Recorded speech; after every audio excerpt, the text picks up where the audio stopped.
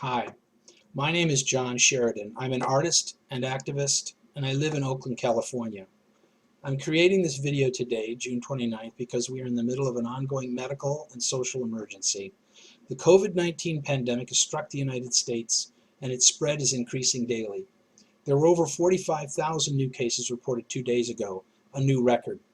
The federal response to this pandemic has been negligent, slow, and chaotic. In fact, we have no national plan on how to deal with this new virus, yet epidemiologists are predicting a likely increase in new cases as time goes on, with an ever-increasing number of hospitalizations and unnecessary deaths from this pandemic.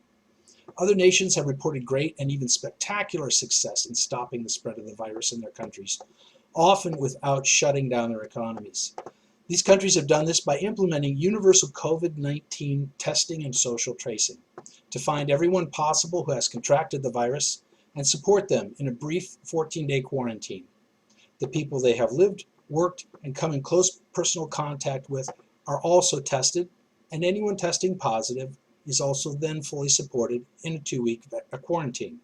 It's clear that the United States, with no national plan, must adopt a similar method to identify our people who test positive and support them while they remain indoors until the virus burns itself out, and without infecting other people. The U.S. needs and must adopt universal testing and tracing if it wants to effectively extinguish the virus, and not, as we are doing now, merely slowing down the spread through enormous personal sacrifices of everyone living here.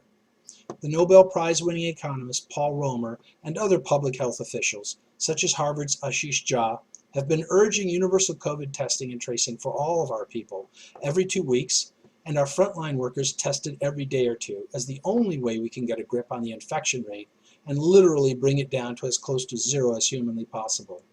There is as yet no pressure from below, which is why I am today beginning a grassroots people's movement to demand universal testing and tracing in the United States.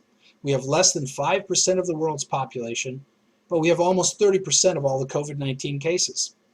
This enormous suffering is all unnecessary, and we as a nation can organize to stop this, and we must.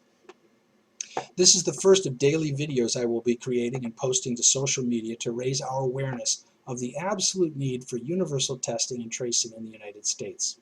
The cost to create a national program to implement universal testing and tracing would cost less than a single month of our current economic losses due to the slowdown of our economy.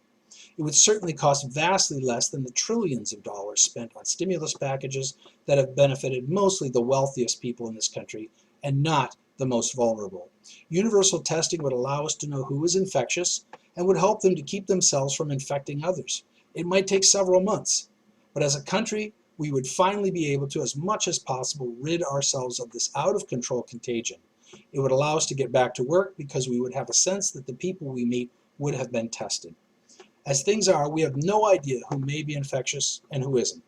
Even with likely over 20 million cases in the United States, that means almost 95% of the people living in the U.S. have still not been exposed.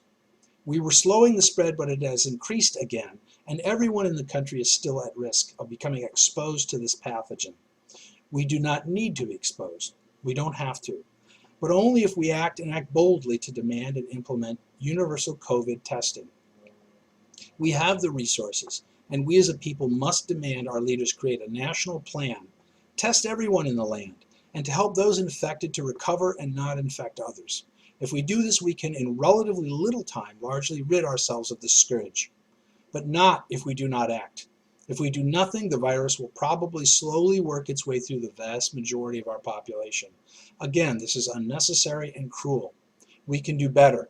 We can stop this thing. We can beat it. Please stay tuned for my daily videos on the progress of the pandemic and our response to it, and what you can do in 5 minutes a day to get the word out and demand our leaders actually and responsibly lead us out of this fearful, destructive, and unnecessarily deadly pandemic. You can visit my website at universalcovid19testing.com and see what we can do to stop this. We will develop it as time goes on, hopefully as an online place to go for information and for solutions to this deadly outbreak. To do nothing is to help this virus spread possibly to you, your loved ones, neighbors, relatives, co-workers, and strangers. Let's make it a goal, you and I, to work to actually stop this thing in its tracks. The stakes are high, but all it takes is some money, organization, and the will to stop COVID-19. We cannot wait for a vaccine which may not come for another year, if then. We have to act now. Let's do it.